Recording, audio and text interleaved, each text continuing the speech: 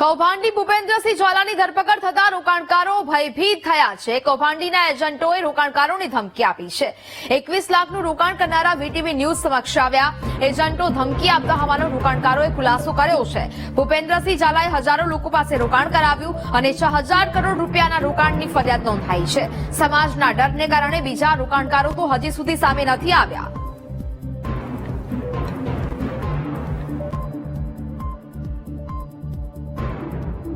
સંવાદદાતા સંદીપ વધુ વિગતો સાથે લાઈવ જોડાયા છે। સંદીપ, કૌભાંડી ભૂપેન્દ્રસિંહ ઝાલાની ધરપકડ તો થઈ ગઈ છે, પરંતુ હજુ પણ રોકાણકારો અહીંયા ડરમાં જોવા મળી રહ્યા છે, ભયભીત જોવા મળી રહ્યા છે, કારણ કે સતત હજી પણ કૌભાંડીના એજન્ટો છે તે રોકાણકારોને ધમકી આપી રહ્યા છે। પોલીસ આ દિશામાં હવે શું કાર્યવાહી કરી રહી છે?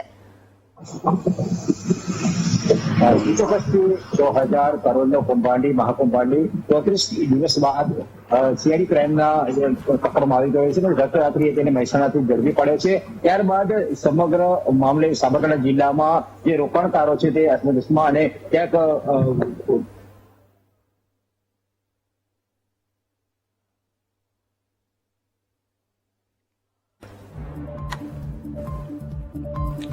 તો મહાકૌભાંડોના એજન્ટોની આ પ્રકારની દાદાગીરી છે તે સામે આવી છે। તેમની વોટ્સએપ ગ્રુપની ચેટ પણ સામે આવી રહી છે। રોકાણકારો વીટીવી ન્યૂઝ સમક્ષ આવ્યા અને જે પ્રકારે આ મહાકૌભાંડીના એજન્ટો દાદાગીરી કરીને રોકાણકારોને સતત ડરાવી ધમકાવી રહ્યા છે, તે પ્રકારનો હવે સમગ્ર મામલો છે તે સામે આવી રહ્યો છે। 21 લાખનું રોકાણ કરનારા વીટીવી ન્યૂઝ સમક્ષ આવ્યા હતા અને તેમની આ ફિતી જણાવી હતી। એજન્ટો ધમકી આપતા હોવાનો રોકાણકારોએ ખુલાસો કર્યો છે। ભૂપેન્દ્રસિંહ ઝાલાએ હજારો લોકો પાસે રોકાણ કરાવડાવ્યું અને 6000 કરોડ રૂપિયાના રોકાણની અત્યાર સુધી ફરિયાદ છે તે નોંધાઈ છે, પરંતુ સમાજના ડરને કારણે બીજા અનેક એટલા રોકાણકારો છે કે જે હજી ખુલીને સામે નથી આવ્યા।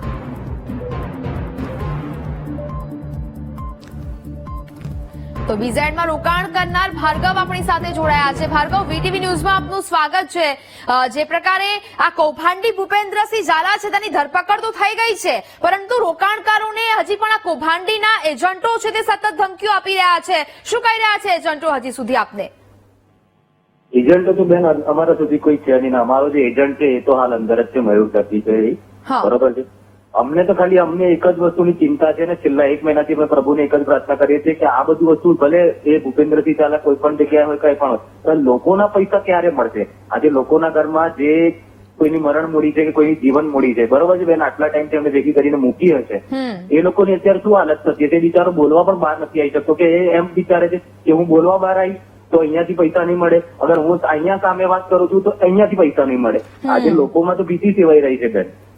બિલકુલ, પરંતુ બીજી વાત તો એ પણ છે કે આ અત્યાર સુધી આજે આટલા બધા કૌભાંડો આચર્યા છે, રોકાણ કરાવ્યું છે અને હવે આ સમગ્ર બાબતો એ પણ સામે આવી રહી છે ભૂપેન્દ્ર કે એજન્ટો ધમકીઓ સતત આપી રહ્યા છે જે લોકોએ રોકાણ કર્યું છે। અને બીજી વાત તો એ છે કે 6000 કરોડ રૂપિયાના જે રોકાણની અત્યાર સુધી ફરિયાદ નોંધાવવામાં આવી છે, પરંતુ હજી પણ બીજા એટલા અન્ય ઘણા લોકો છે કે જે સમાજના ડરને કારણે આગળ નથી આવતા અને આ પ્રકારની ફરિયાદો પણ પોલીસ સ્ટેશનમાં નોંધાવતા ડરી રહ્યા છે। તમારી બેન વાત સાચી છે 100%। મેં ગઈકાલે અમારું જે ગ્રુપ છે એમાં મેં અપીલ પણ કરી છે કે હવે તો તમે બહાર નીકળો, હવે આટલા સમયથી જે વસ્તુ નથી પકડાઈ હવે પકડાઈ છે। મેં મારી રીતે જે અપીલ કરવાની તે કરી છે। હવે લોકો જાગૃત નથી બનતા તો તે લોકોનો વિષય છે, બાકી હું તો મારી રીતે ક્યારનો એક્ટિવ છું। હું તો સીઆઈડીમાં મારું નિવેદન આપી પણ ચૂક્યો છું, પણ વાત એ નથી, વાત મહત્વની એ છે કે હવે રોકાણકારોના રૂપિયા ક્યારે મળશે? આ તો બધું થયા જ કરશે, પણ તેમ લાગે છે કે આમ નામ થયા કરશે ને અમારો સમય પૂરો થઈ જશે। બિલકુલ, વીટીવી ન્યૂઝ સાથે વાતચીત કરી તે બદલ આપનો આભાર। તો આકાશ આપણી સાથે જોડાયા છે જેમને બીઝેડમાં રોકાણ કર્યું હતું। બ્રિજેશ, આકાશ આપનું સ્વાગત છે વીટીવી ન્યૂઝમાં। સૌથી પહેલા તો અત્યારે એક મામલો સામે આવી રહ્યો છે। એક બાજુ ભૂપેન્દ્રસિંહ ઝાલાની ધરપકડ તો થઈ ચૂકી છે, પરંતુ હવે એક વાત એ સામે આવી રહી છે કે એજન્ટો છે તે સતત રોકાણકારોને ધમકી આપી રહ્યા છે। આપને આવો કોઈ ફોન કોલ આવ્યો હોય કે એજન્ટો દ્વારા કોઈ ધમકી મળી હોય એવું ખરું? આકાશ, હા બોલો બોલો। મારો અવાજ આવી રહ્યો છે આપને? તમારો અવાજ બ્રેક થાય છે। હેલો, હા બોલો।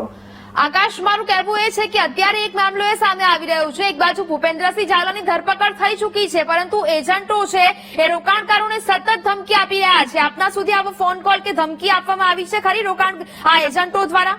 ના ના ના, કોઈ ધમકી એવું કોઈ આવી નથી મારા ફોન ઉપર। આપણે ફરિયાદ નોંધાવી છે ખરા? ના મેં ફરિયાદ બી નથી નોંધાવી. હા, ના હજુ નોંધાવી નથી ફરિયાદ. તો અત્યાર સુધી ફરિયાદ કેમ નથી નોંધાવી? અત્યારે એક બાદ એક જયારે આવા કિસ્સા આવી ચુક્યા છે સામે, અનેક લોકોના પૈસા આમાં ફસાઈ ચુક્યા છે, હજી સુધી આ લોકો જાગૃત બનીને પોલીસ સ્ટેશન પહોંચી રહ્યા છે, આપે કેમ હજી સુધી ફરિયાદ નથી નોંધાવી?